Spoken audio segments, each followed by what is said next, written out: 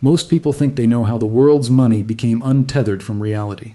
They picture a single afternoon in August 1971, a president on television, and a currency that suddenly floated free. It is a clean story with a clear turning point, the moment gold stopped backing the dollar and the modern financial world began. But here is the problem. That story is dangerously incomplete, and in some ways it is flat out wrong. The gold standard did not simply end in 1971. It had already died once before, decades earlier, in the rubble of the Great Depression, killed by the very central banks that swore to defend it. What most people call the gold standard was actually two different systems, built 40 years apart, both of which collapsed for nearly identical reasons. And the deeper truth is even harder to accept. Gold, the safest, most trusted form of money in human history, may have been directly responsible for turning an ordinary stock market crash into the worst economic catastrophe of the 20th century. Let that sit for a moment. The system built on discipline, stability, and trust was also the system that tied the hands of the people who could have stopped the Great Depression from spiraling out of control. What actually happened is a far more human story, involving overconfident central bankers, an accidental monetary policy set by Isaac Newton, a private citizen who single-handedly stopped a national banking collapse, and a British chancellor who reintroduced a currency peg so damaging that his own economic advisor publicly predicted it would destroy jobs and wages before it even happened. And the most unsettling part is this.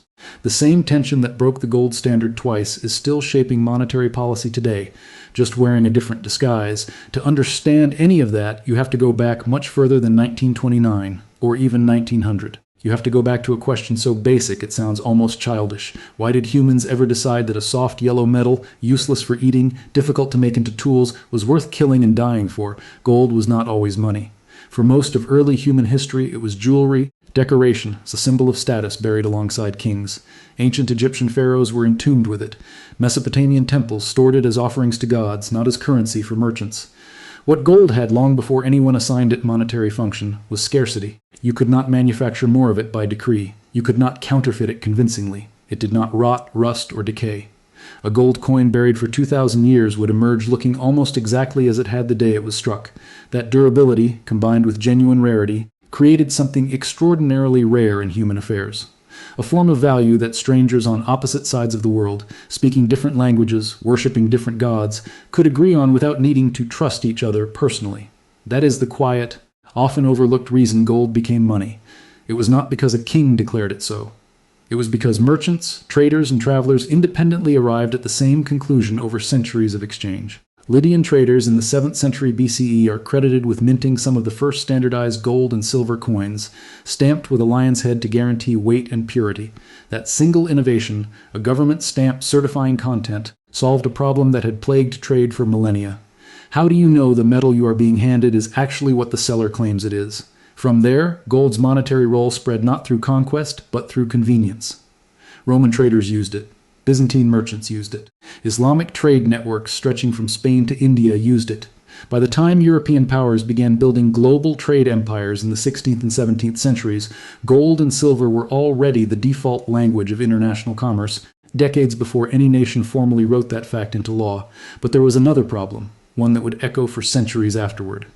Gold and silver both circulated as money, and their relative value to each other constantly fluctuated based on new mine discoveries, hoarding, and shifting demand. A country using both metals had to decide officially how many ounces of silver equaled 1 ounce of gold.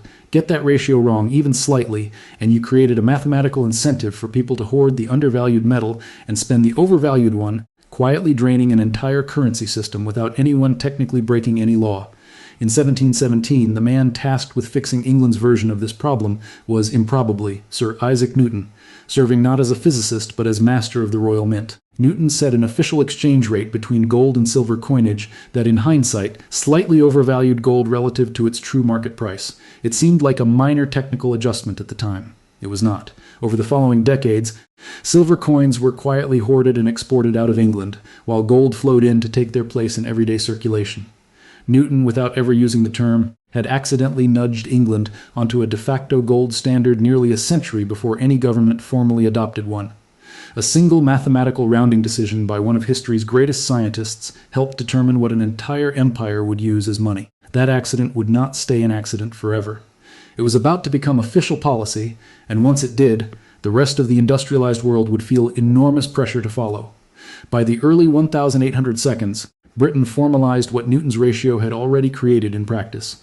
The Gold Standard Act of 1816 legally defined the British pound as a fixed weight of gold, and the Bank of England committed to exchanging paper notes for physical gold on demand, no exceptions, no delays. This was not merely a domestic monetary preference. It was, whether British officials framed it this way publicly or not, a geopolitical statement of financial supremacy. Britain, at the height of its imperial and industrial power, was signaling to the world that its currency was as good as gold. Literally. Other nations soon faced an uncomfortable choice. London had become the financial capital of the world by the mid-19th century, the place where international loans were arranged, where shipping insurance was underwritten, where global trade was financed. A country that refused to adopt gold convertibility risked being treated as a second-tier credit risk in London's markets, facing higher borrowing costs and diminished access to capital. Germany adopted gold in 1871, partly funded by war reparations, gold extracted from France after the Franco-Prussian War. France followed. The United States, after decades of contentious debate between gold and silver factions, formally committed to gold with the Gold Standard Act of 1900. One by one, the world's major economies fell in line, not purely out of economic conviction, but because the alternative was economic isolation. By 1900, something remarkable and largely unprecedented in human history had emerged.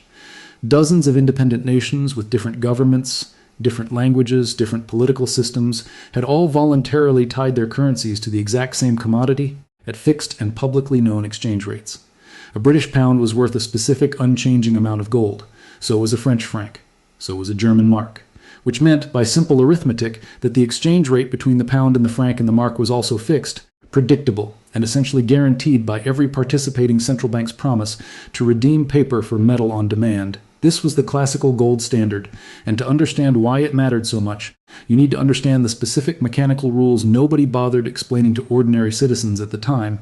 Under this system, a central bank could not simply print more currency whenever it wanted to stimulate the economy or finance a war. Every note in circulation was, at least in theory, a claim on a specific quantity of physical gold sitting in a vault. If a central bank issued too much paper currency relative to its actual gold reserves, and the public grew suspicious, people would begin exchanging their notes for gold in large numbers. If enough people did this simultaneously, the central bank could physically run out of gold to hand over, forcing a currency crisis, a suspension of convertibility, or worse. This created what economists at the time called the rules of the game. If gold flowed out of a country, perhaps because that country was running a trade deficit and paying foreign creditors in gold, the central bank was expected to raise interest rates. Higher interest rates would attract foreign investment back into the country and would also cool domestic borrowing and spending, reducing imports and helping stem the gold outflow. If gold flowed in, the opposite was expected. Lower interest rates encouraging borrowing and expansion. Notice what this meant in practice. A country's domestic monetary policy, the tool governments use to manage unemployment, inflation, recessions, and booms, was not actually set based on domestic economic conditions.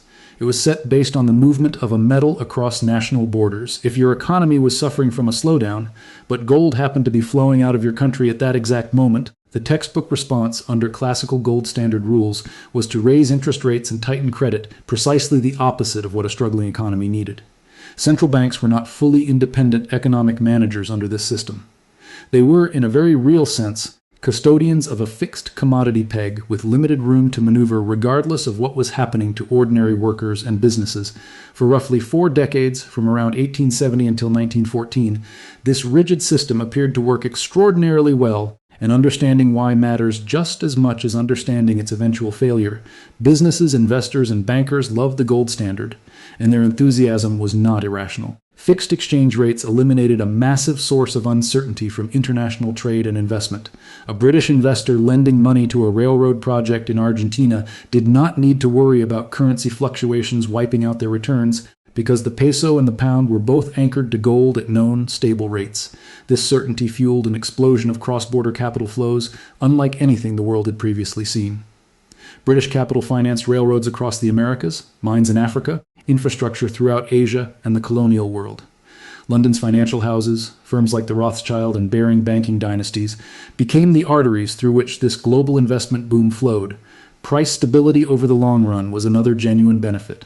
Because money supply growth was tethered to gold production, which grew slowly and predictably barring a major new discovery, Prices in gold standard countries tended to be remarkably stable across decades, even though they could swing significantly year to year. A basket of goods that cost a certain number of dollars in 1880 often cost roughly the same number of dollars in 1910, a level of long-term price stability that would seem almost fantastical to anyone living through the inflationary decades of the 20th century that followed. But beneath this apparent golden age of stability, a structural fragility was quietly accumulating, one that most economists and policymakers of the era either did not fully grasp or chose not to confront. The hidden weakness was this: global economic activity, industrial output, trade volume, population, was growing faster than the world's gold supply.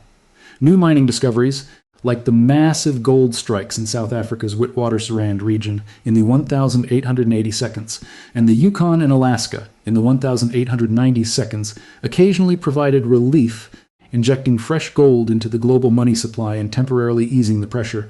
But over long stretches, when new discoveries lagged behind economic growth, the result was a slow, grinding deflationary pressure. Prices fell not because the economy was failing, but because there simply was not enough new money entering the system to keep pace with the growing volume of goods and services being produced. Deflation sounds harmless, even beneficial, to modern ears accustomed to worrying about inflation. It is not harmless. When prices fall, the real burden of existing debt rises.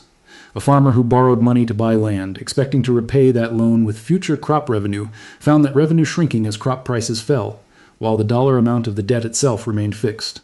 This dynamic quietly crushed indebted farmers, businesses, and even governments across gold standard economies in the late 19th century, contributing to genuine populist political movements, including the famous Cross of Gold speech delivered by William Jennings Bryan at the 1896 Democratic National Convention, in which he thundered that the gold standard was crucifying American farmers and laborers on a cross of gold, demanding the country move towards silver instead.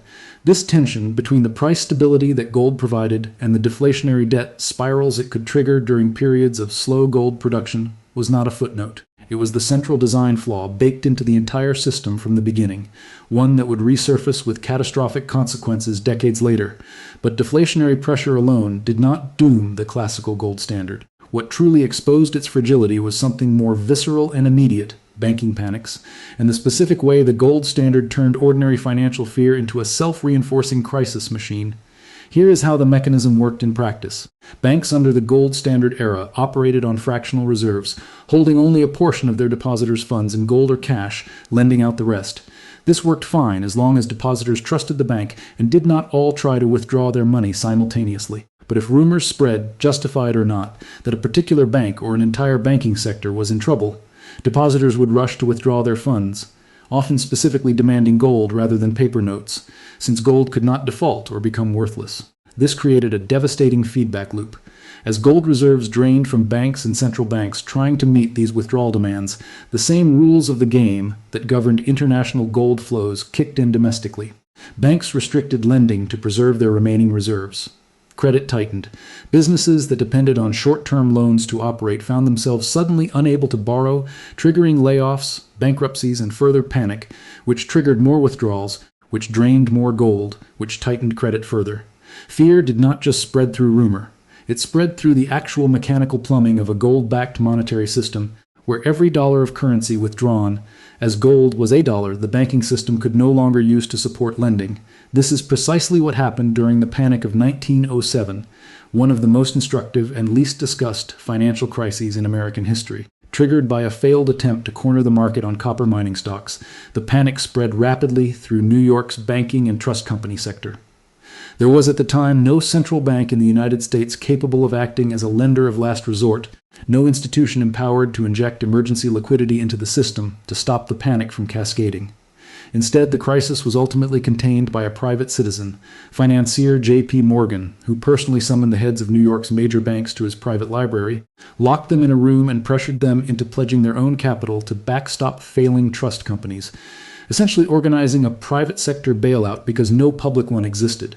The fact that the American financial system's survival in 1907 depended on the personal intervention of a single wealthy banker, rather than any formal institutional mechanism, deeply unsettled American lawmakers. It exposed, in the starkest possible terms, exactly how fragile a gold-backed banking system could be during a genuine crisis of confidence. The direct legislative response was the creation of the Federal Reserve System in 1913, explicitly designed to serve as the lender of last resort that had been missing in 1907. The institution that would eventually preside over America's most consequential monetary decisions, including its ultimate departure from gold, was itself born directly out of a crisis that the gold standard had made dramatically worse than it needed to be. The classical gold standard had survived panics, deflation, and populist revolt, but its first true breaking point was not a financial crisis at all. It was a war so expensive that no nation's gold reserves, however large, could possibly finance it while maintaining convertibility. When World War I erupted in the summer of 1914, every major combatant nation faced an immediate and brutal financial reality. The scale of industrial warfare required government spending on a level utterly unprecedented in human history. Funding for millions of soldiers, artillery shells produced by the tens of millions, warships, aircraft, and the logistics to sustain it all for years, not months. No nation's gold reserves came remotely close to covering costs of this magnitude. Financing the war exclusively through taxation was also politically and practically impossible at the required scale and speed. The result was swift and nearly universal. Britain, France, Germany, Russia, and the other major combatants effectively suspended gold convertibility within the war's opening months, formally or informally.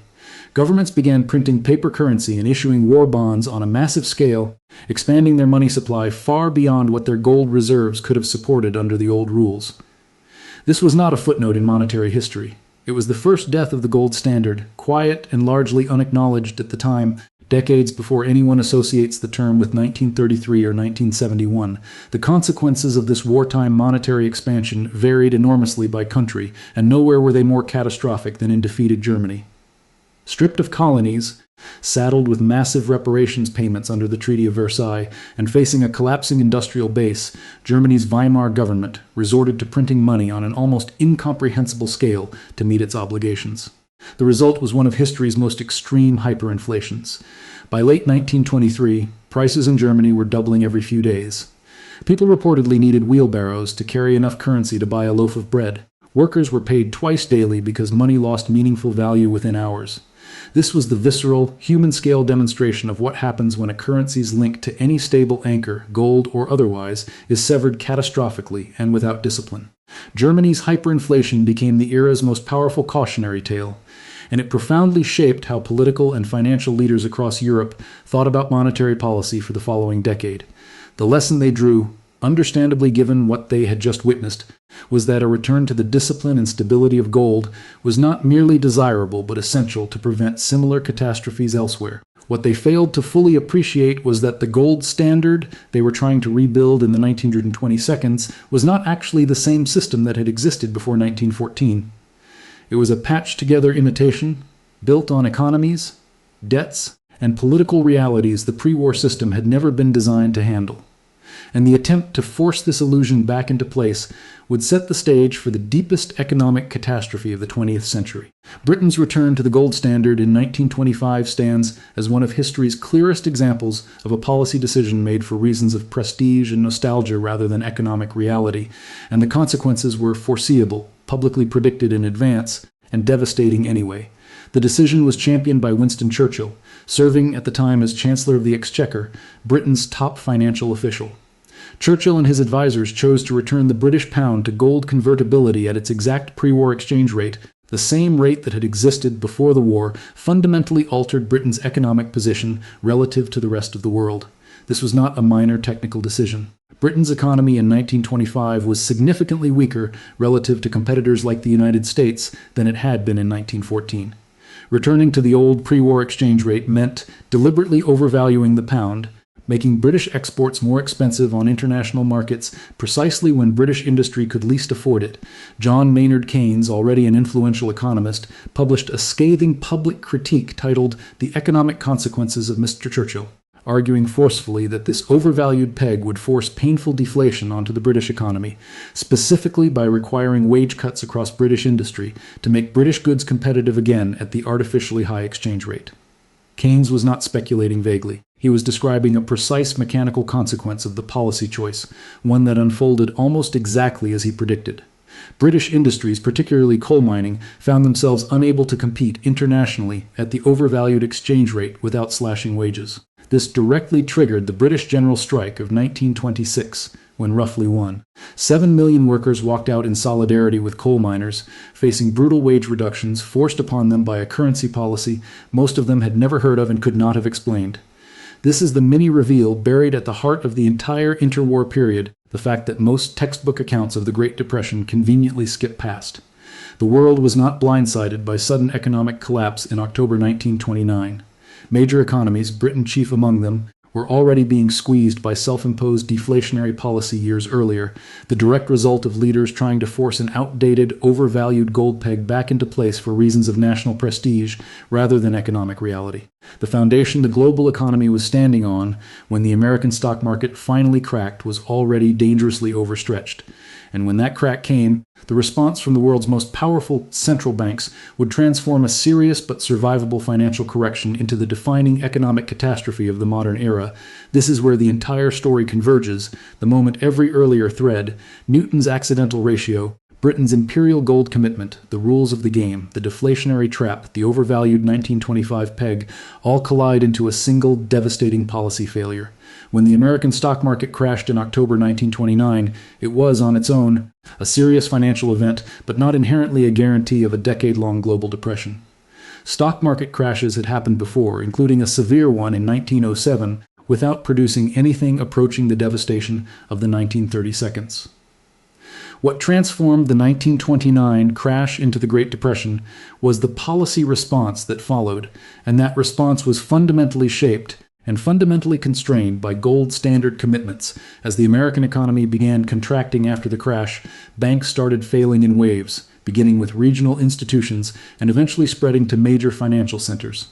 Under normal, non-gold constrained circumstances, the appropriate central bank response to a wave of bank failures and economic contraction would be to aggressively lower interest rates and expand the money supply, making credit cheaper and more available to support struggling businesses and prevent further bank runs. This is precisely the toolkit central banks use during modern recessions. But the Federal Reserve, along with most other major central banks, was still operating under gold standard constraints, and those constraints actively worked against the recovery. As the economic crisis deepened and public confidence collapsed, gold began flowing out of vulnerable economies as international investors and depositors sought safety, sometimes moving their gold-backed holdings toward countries perceived as more stable.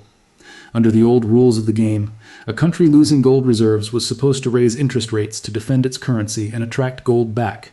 The Federal Reserve, remarkably, did exactly this at critical moments during the early years of the Depression, raising interest rates specifically to defend the dollar's gold convertibility, even as the American economy was collapsing around it, and unemployment was climbing toward 25%.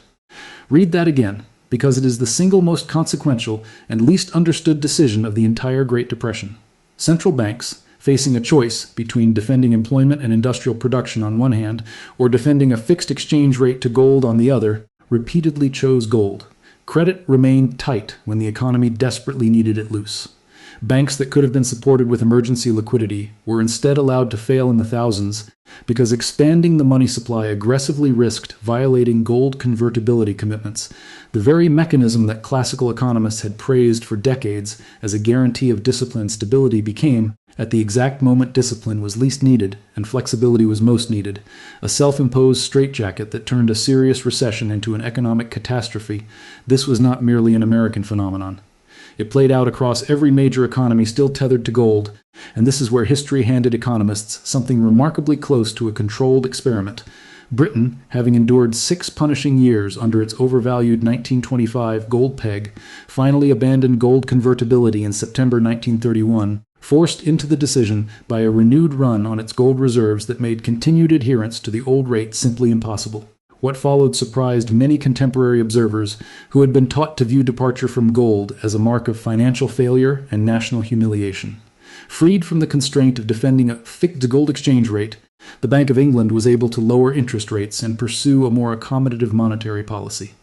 The British economy, while still suffering serious Depression-era hardship, began recovering measurably faster than economies that remained tethered to gold. The United States followed a similar path, though it took longer and involved considerably more drama. Franklin D. Roosevelt, upon taking office in March 1933, moved decisively to suspend the dollar's gold convertibility domestically and later devalued the dollar's official gold price from $20.67 per ounce to $35 per ounce, a roughly 40% devaluation. This was, in effect, the United States deliberately choosing to prioritize domestic economic recovery over maintaining gold convertibility at the old rate. Freed from the old constraint, the Federal Reserve and Treasury had considerably more room to expand the money supply and support economic recovery. Industrial production, which had bottomed out catastrophically in 1932 and 1933, began recovering more rapidly once this shift occurred. Economic historians who have studied this period closely, most notably Barry Eichengreen in his influential analysis of the interwar gold standard, have documented a consistent striking pattern across dozens of countries. The earlier a nation abandoned the gold standard during the Depression, the faster and stronger its subsequent economic recovery tended to be. Countries that clung to gold longest, including France, which remained committed to gold convertibility until 1936, suffered correspondingly longer and deeper depressions. This is not speculative interpretation. It is one of the most consistently reproduced empirical findings in modern economic history, drawn directly from comparing recovery timelines across nations with otherwise similar starting conditions. The implication is genuinely uncomfortable for anyone who grew up viewing gold as an unambiguous symbol of monetary safety and discipline. The system that had been marketed for decades as the ultimate guarantor of financial stability was, during the one crisis where stability actually mattered most, functioning as an active obstacle to recovery, forcing central banks to choose defending a fixed exchange rate over defending their own citizens' livelihoods, again and again, until public and political pressure finally forced them to let go. By the mid-1930s, the classical gold standard, the version Britain had pioneered in the early 1800 seconds, and the world had gradually adopted over the following century, was effectively dead everywhere.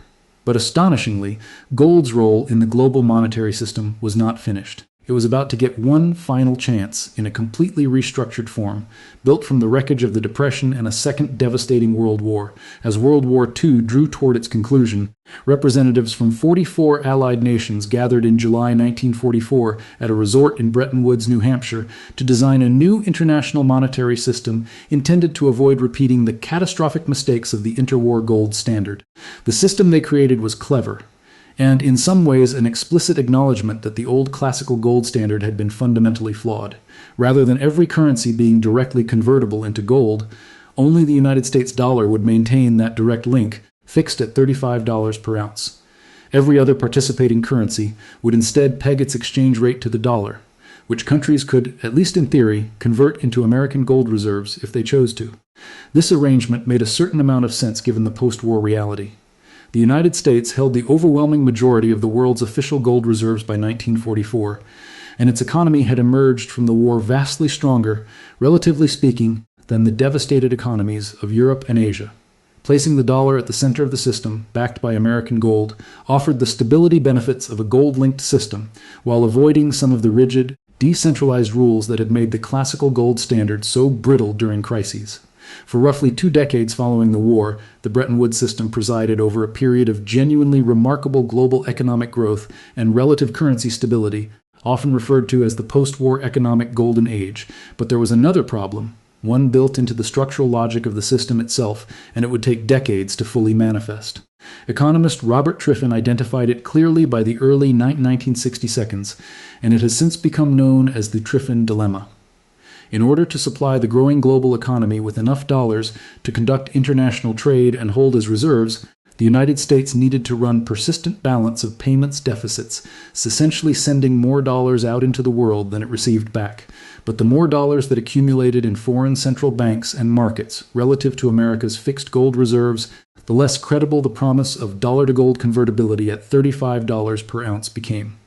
The system required the United States to simultaneously supply the world with an ever-growing quantity of dollars while maintaining a fixed, finite gold backing for those same dollars. Mathematically, over a long enough timeline, these two requirements were fundamentally incompatible. By the late 960 seconds, this incompatibility had become impossible to ignore. Foreign governments, France under Charles de Gaulle, most vocally and pointedly among them, began formally demanding that the United States honor its Bretton Woods commitment and convert their accumulated dollar reserves into physical American gold. American gold reserves, which had stood at roughly $20 billion worth in the early post-war years, declined significantly as this pressure mounted throughout the 1960s, compounded by the costs of the Vietnam War and expanding domestic social spending programs, both financed in ways that further strained confidence in the dollar's gold backing. By August 1971, the pressure had become unsustainable. President Richard Nixon, acting on the advice of Treasury Secretary John Connally and other economic advisors, announced in a televised address that the United States would suspend the dollar's convertibility into gold, effective immediately. This announcement, later dubbed the Nixon shock, effectively ended the Bretton Woods system, and with it, gold's formal role at the center of the global monetary architecture. Currencies around the world would, over the following years, transition to a floating exchange rate system, where values were determined by market forces rather than fixed pegs to gold or any other commodity. The era of fiat currency, money backed not by a physical commodity, but by government decree and public trust, had formally begun. This is the second and final collapse of the pattern that had already played out once before, decades earlier. Gold discipline colliding with real-world economic necessity, forcing leaders to eventually choose flexibility over rigid commitment, exactly as it had during the Depression, just on a different institutional stage 40 years later. And yet, gold never actually disappeared from the financial system's psychology, even after losing its formal legal role. Central banks around the world continued holding substantial gold reserves throughout the fiat era that followed 1971, and in recent years, central bank gold purchases have actually accelerated, with numerous countries adding meaningfully to their reserves. Investors continue treating gold as a refuge during periods of currency instability, geopolitical crisis, or inflationary fear, even though no government anywhere today promises to redeem paper currency for a fixed quantity of the metal. Gold's monetary authority as a legal, enforceable system ended in 1971. Its psychological authority as a symbol of ultimate financial trust clearly did not. This is, ultimately, the uncomfortable lesson buried underneath centuries of monetary history, and it is a lesson that offers no clean, satisfying resolution. Every monetary system humans have devised involves an inescapable trade-off between discipline and flexibility. Gold offered genuine discipline, predictable long-term prices, protection against reckless currency printing, real accountability for governments and central banks. But that same discipline, when a genuine crisis struck, whether a world war or a banking collapse or a depression, left policymakers with drastically reduced tools to respond, sometimes forcing them to choose between defending an abstract exchange rate and defending the livelihoods of their own citizens. Fiat currency, the system that has prevailed since 1971, offers the opposite trade-off. Central banks retain enormous flexibility to respond to crises, as demonstrated repeatedly in the decades since, but that flexibility depends entirely on public trust that governments and central banks will exercise it responsibly, a trust that history shows is not always rewarded. The people who built and defended the gold standard across 2 centuries were not, for the most part, villains or fools. Isaac Newton was solving a currency arbitrage problem, not designing a monetary trap. Winston Churchill genuinely believed restoring Britain's pre-war exchange rate would restore Britain's pre-war prestige and stability. The central bankers who raised interest rates during the darkest years of the Great Depression were not indifferent to human suffering. They were, in most cases, orthodox believers in a system they had been taught represented sound, disciplined governance, following rules that had generally served the world well for the better part of a century before those same rules turned catastrophic under conditions nobody had fully anticipated. That, perhaps, is the truly unsettling takeaway. The Great Depression was not deepened by obvious villains making obviously reckless decisions. It was deepened by careful, disciplined policymakers doing exactly what their monetary system instructed them to do, defending a fixed commitment to gold with total sincerity, right up until the human cost became too catastrophic to ignore any longer. The danger was never really the gold itself. The danger was rigid, unquestioning commitment to any monetary system, gold-backed or otherwise. At the exact moment, flexibility is what a crisis actually demands. So here is the question worth sitting with. If the discipline of gold could blind an entire generation of central bankers to the human cost of their own policies, what unquestioned assumptions might be shaping monetary policy today, the ones nobody currently in power is willing to seriously reconsider until the next crisis forces their hand?